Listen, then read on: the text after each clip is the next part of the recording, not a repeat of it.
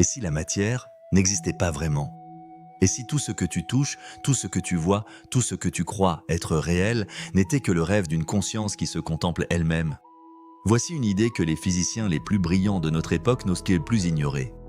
Une idée qui pourrait tout changer, sur toi, sur l'univers et sur ce que tu es vraiment.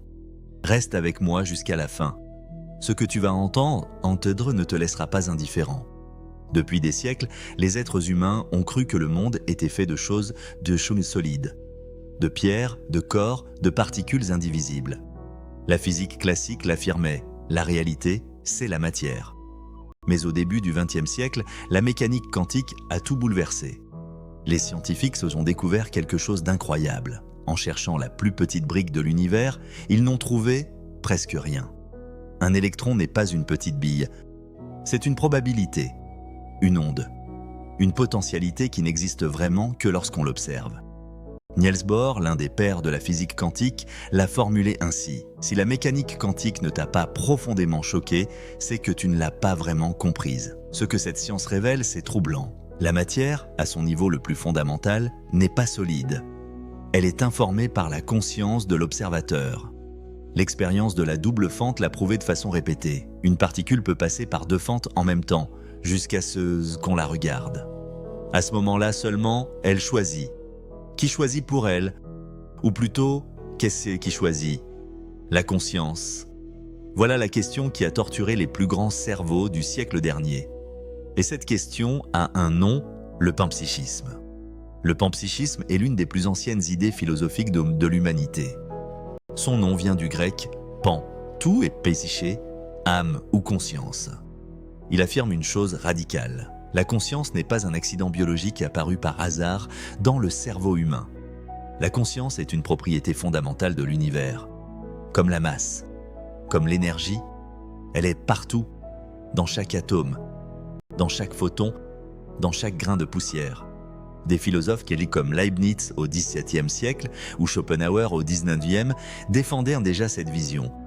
Mais ce qui est nouveau, c'est que des scientifiques tels d'aujourd'hui la prennent au sérieux. Philippe Goff, philosophe à l'université de Durham et auteur du livre Galiléo's Error, explique que la science a fait une erreur fondatrice. Elle a exclu la conscience du monde physique dès le départ. Galilée, en formalisant la méthode scientifique, a décidé de ne mesurer que ce qui est mesurable, la longueur, la masse, le mouvement.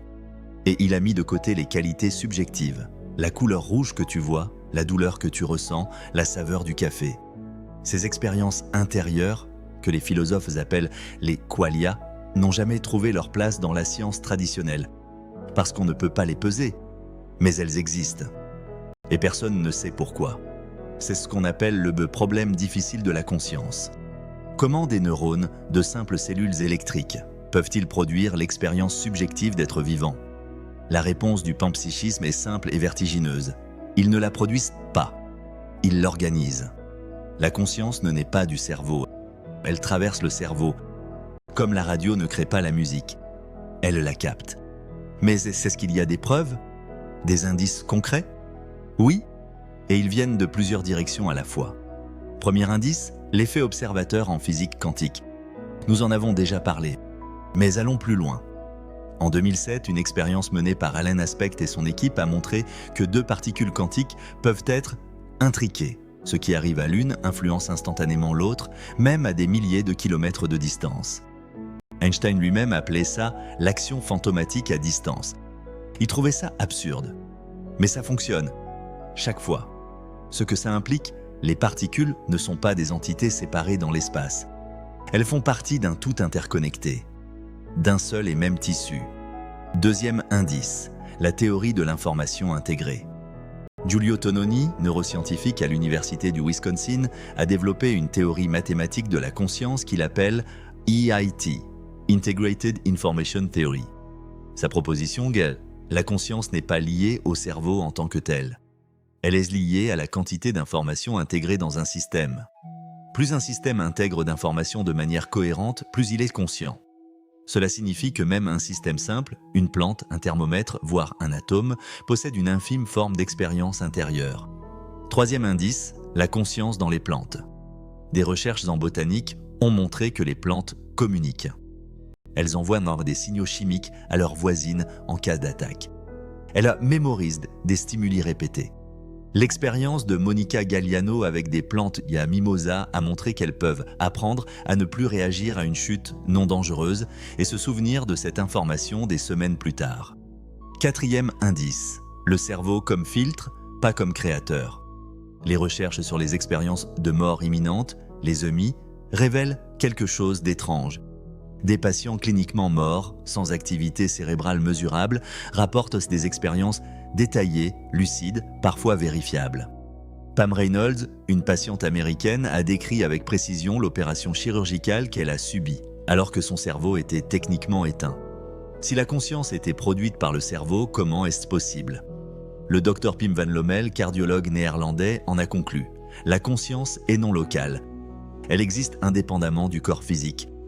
Alors posons la question qui change tout. Si la conscience est partout, si elle est le fondement de toute réalité, est-ce qu'il y a plusieurs consciences? Ou une seule?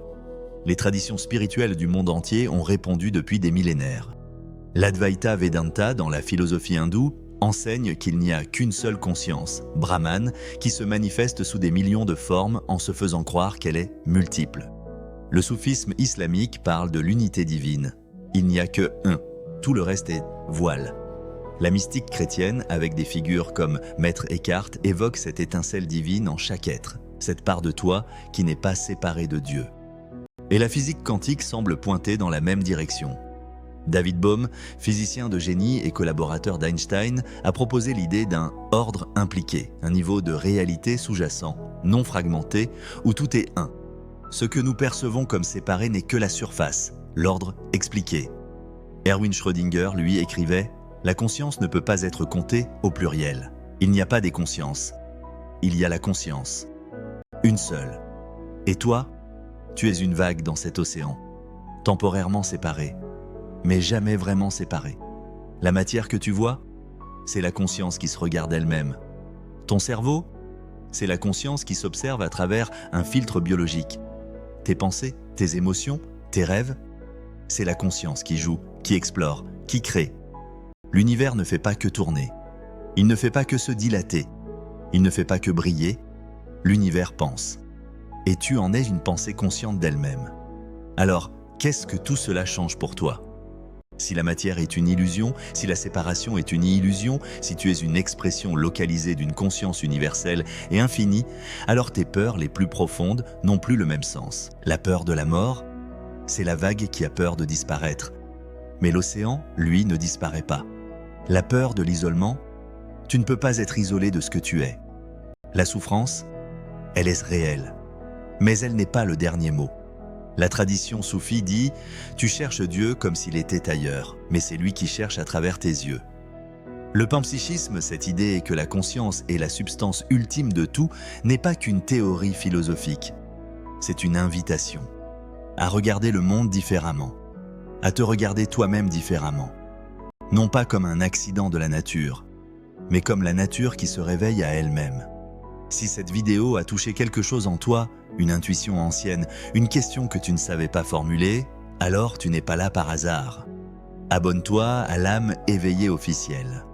Chaque semaine, on explore ensemble ces questions qui changent la façon dont tu vis. Et dis-moi dans les commentaires, pour toi, la conscience précède-t-elle la matière? Ou est-ce l'inverse? Je lis tout. Je suis là.